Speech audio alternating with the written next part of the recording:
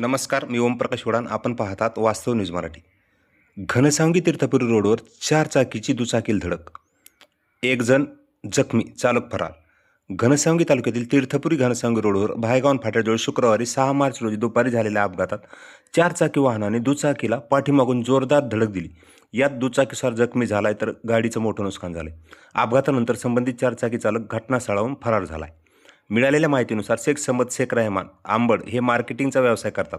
ते आंबडहून तीर्थपुरीकडे दुचाकी क्रमांक MH21C5010 वरून येत असताना तीर्थपुरी घनसावंगी रोडवर भायगाव पाट्याजवळ पाठी मागून आलेल्या भरधाव चारचाकी वाहनाने त्यांच्या दुचाकीला जोरदार धडक दिली.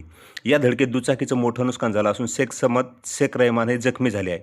अपघातानंतर मात्र चारचाकी चालकाने घटनास्थळावरून पळ काढल्याची माहिती मिळाली. घटनेची माहिती मिळताच स्थानिक नागरिकांनी जखमींना तातडीने उपचारासाठी हलवले. अशाच ताज्या घटना आणि घडामोडीसाठी वास्तव न्यूज मराठीला सबस्क्राईब करा, लाईक करा, कमेंट करा, शेअर करा व फॉलोही करा.